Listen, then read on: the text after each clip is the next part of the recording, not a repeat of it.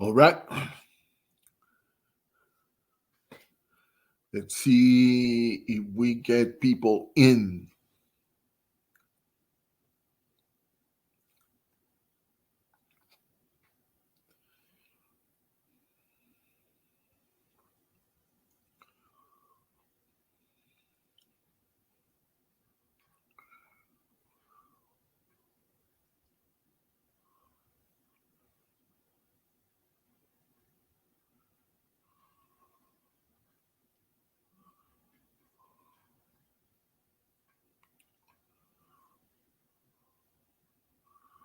Let's wait until the 2-minute mark.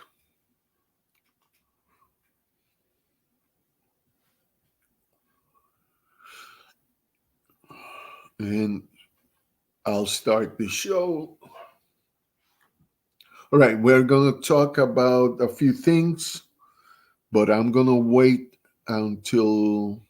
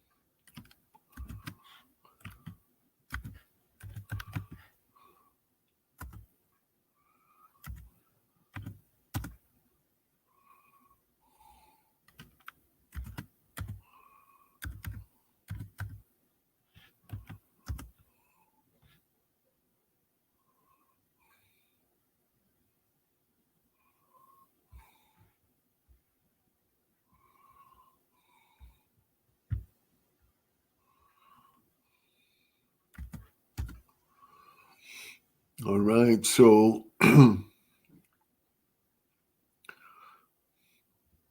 we got, I'm working out the ticker here with the themes. I had one, but I didn't like the way I had it, so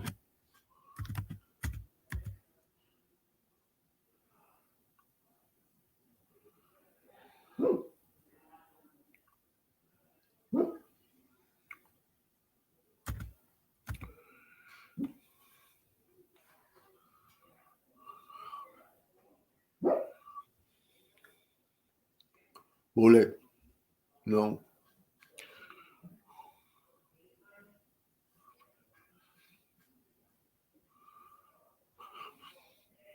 All right.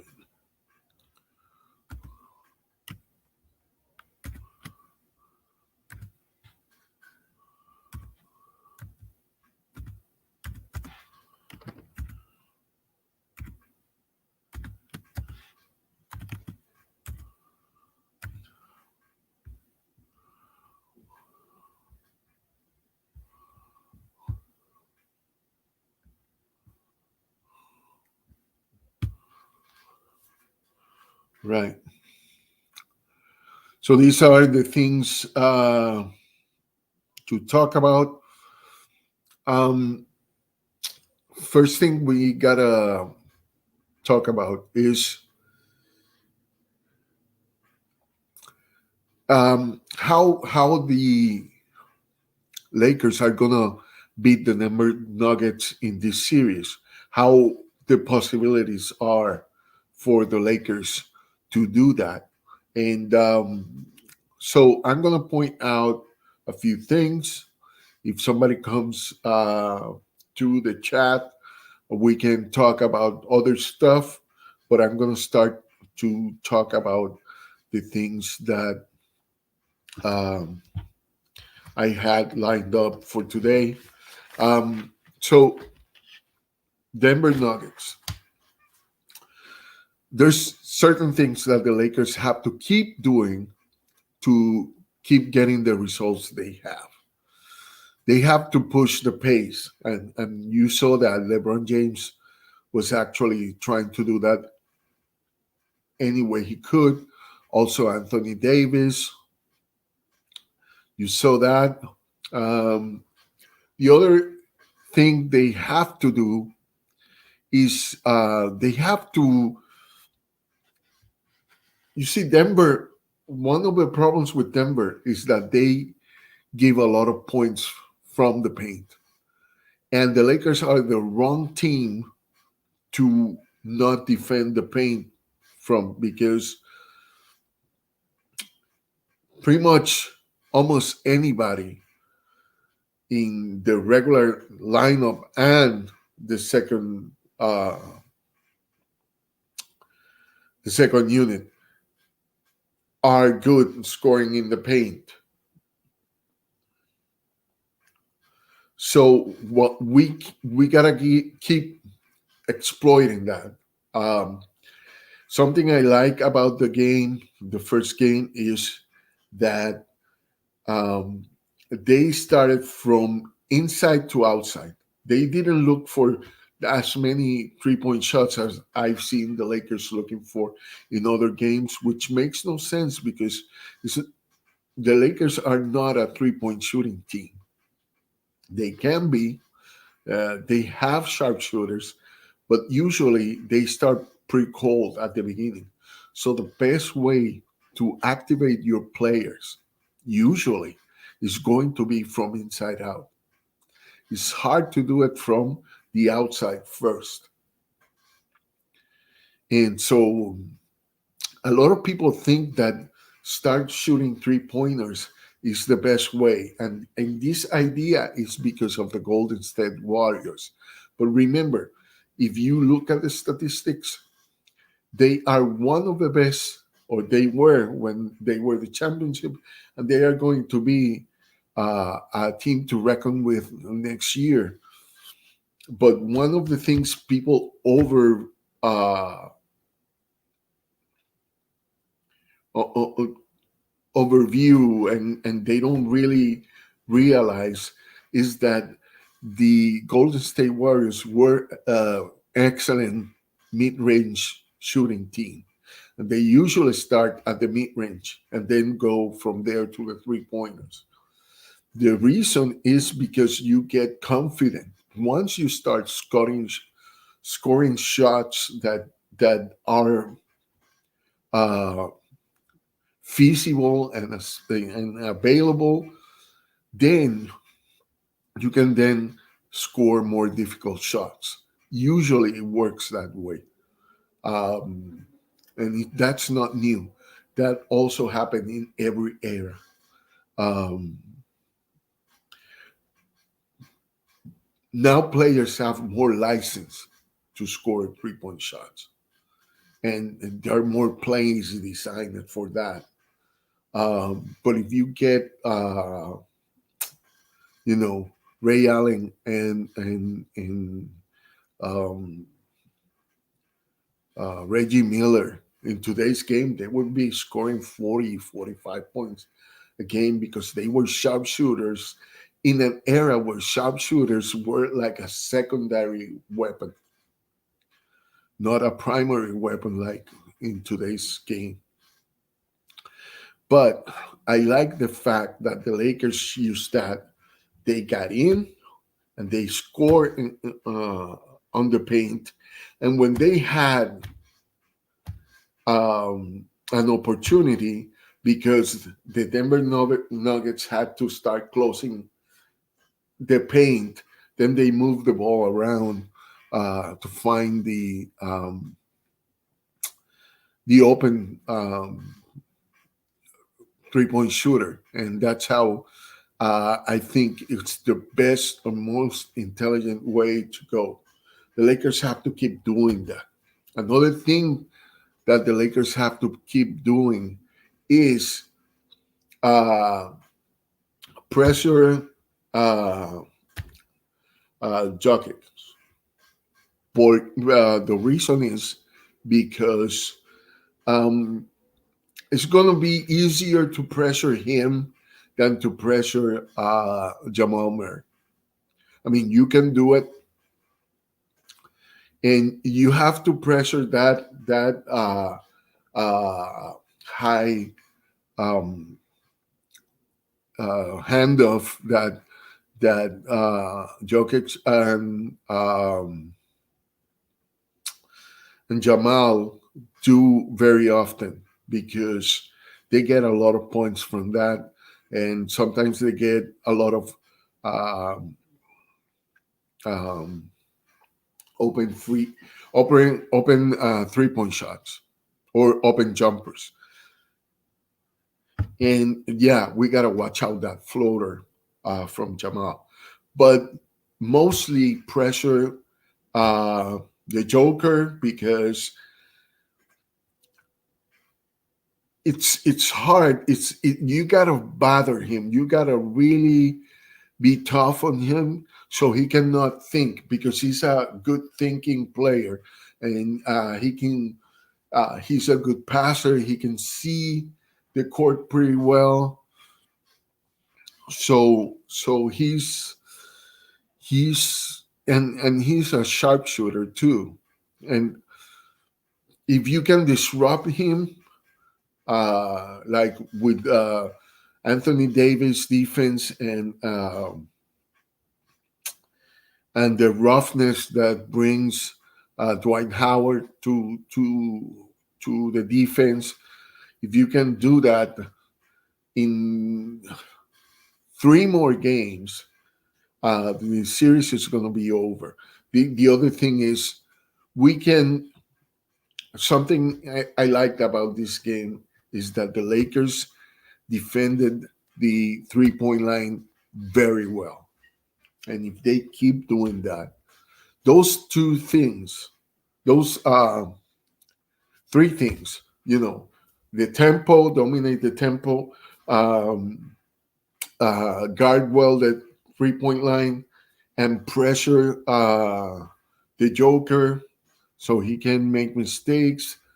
You gotta isolate, in a way, Jamal Murray as the only um, high scorer of the game, and limit the passing of Jokic too, because if not, it's gonna be um, a bad game. You can let both of them be the highest scorers of the team, and that's what the Lakers did uh, in the first game.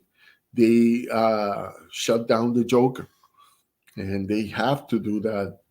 Um, they have to keep doing that. So, um, let me know in the comments. Let me know. Please subscribe. I'm trying to get to 100 subscribers and see what happens with that. Another thing is, I want to talk about the many people are asking, what about if the Lakers get to the finals versus Miami? Okay. Miami, they play zone, and that's how their defense runs. And they play, it's basically a 2-3 zone. What that means is they have uh,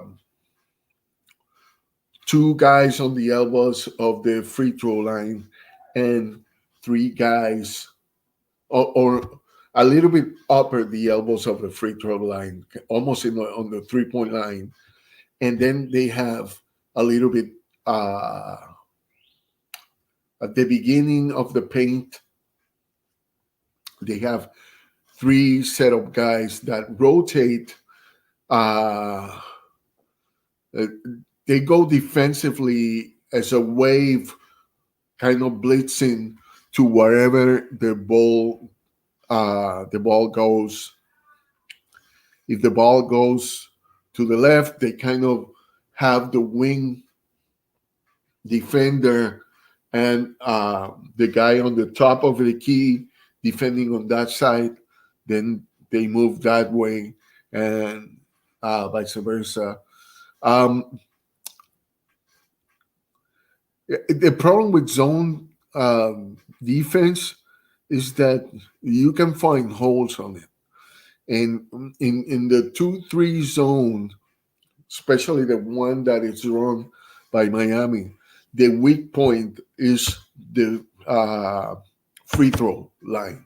That circle in the free throw line, if you can get a player with the ball there, the defense have to collapse, and then it will leave all kinds of space open. And so that's the problem with that. They try to solve the problem by transforming it sometimes in a 3-2. Then you have uh, three players around the 3-point line, and then two players around the paint, or 2-2-1 zone, which is two players around the 3-point line, two players kind of aligned with the beginning of the paint, and one deep closer to the basket. And they they kind of alternate those a lot, and I think they have been trying to do that. They are doing that with the Celtics. Um, there's a game going right now. I was checking it out before I go live, and it looks like the Celtics are figuring out. So I don't know if we are for sure getting Miami, but the Lakers have figured out how to attack that zone, and so I don't. Still, it's a very difficult team to go against, but I think it's they both the Miami and Boston. I don't think they are matched for the Lakers right now. Um, is Miami the toughest? I'm not sure. The Celtics actually, I think they won again against us, but I don't think they have a good team. But I don't think their team is still the the caliber of team that could beat the Lakers in a series. Now I'm gonna go with um, the other thing I wanted to talk about, and it's the um, the rant, the rant that LeBron James, the MVP rant. Now I heard a lot of things. Um, I heard a lot of things about this, and look, this is the thing. LeBron James is not ranting about um, the fact that Giannis won the MVP. What he was ranting about is that pretty much everybody, except for 16 people that voted MVP, didn't put him in their vote.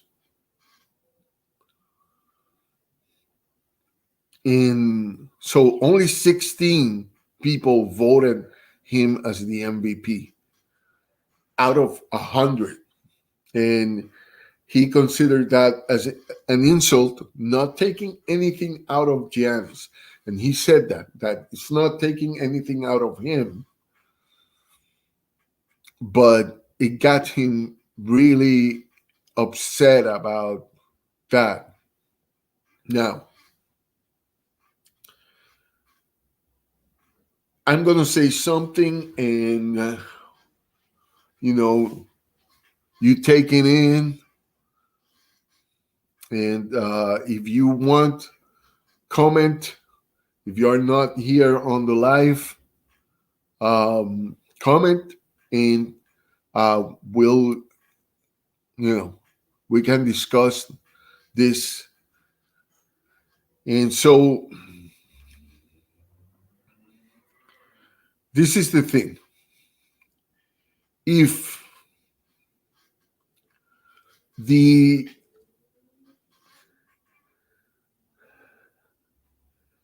you would say that every vote for MVP is the guy who has more points and his team gets to number one, you would partly correct, but not every time is like that. And for example, Magic Johnson, he won an MVP. And that's one of my arguments. I was in a chat room, and I was saying that that there's some intangibles that are usually counted, or at least used to be that way, where the player is not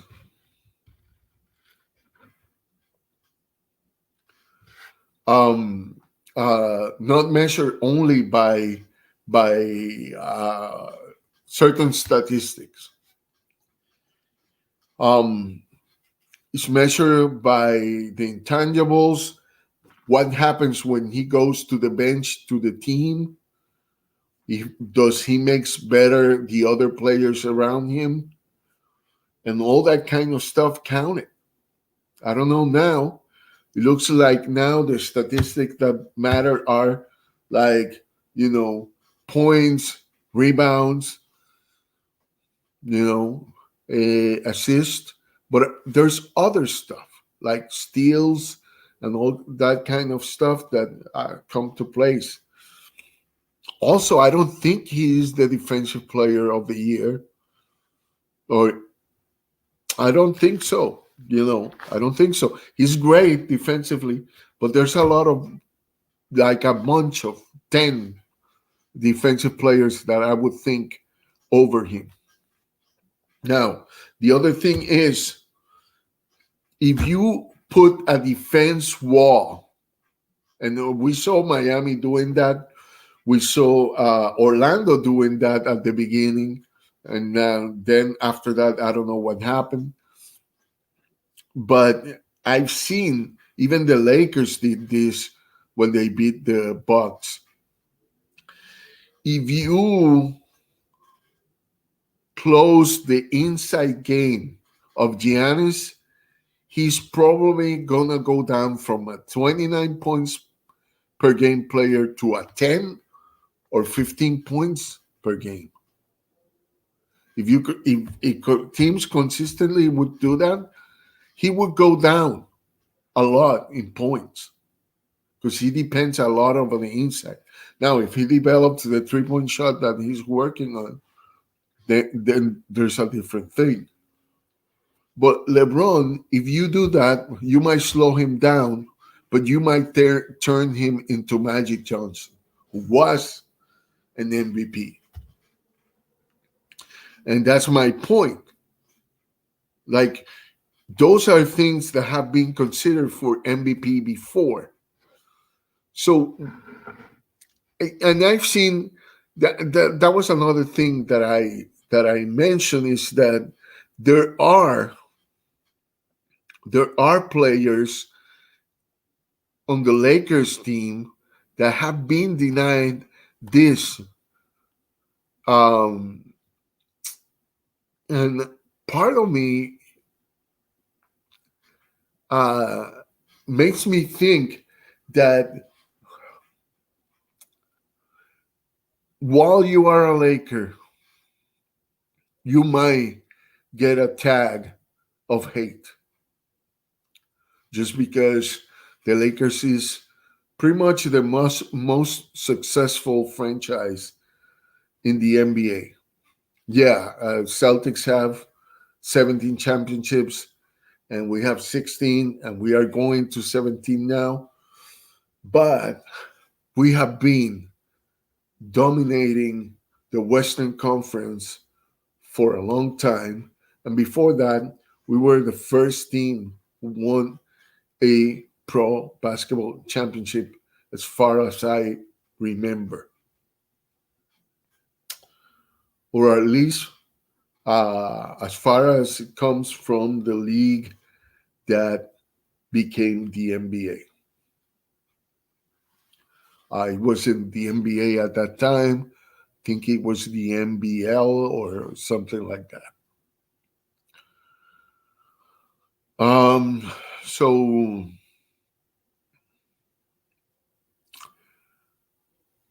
I'm gonna end this broadcast soon if I don't see anybody go in. So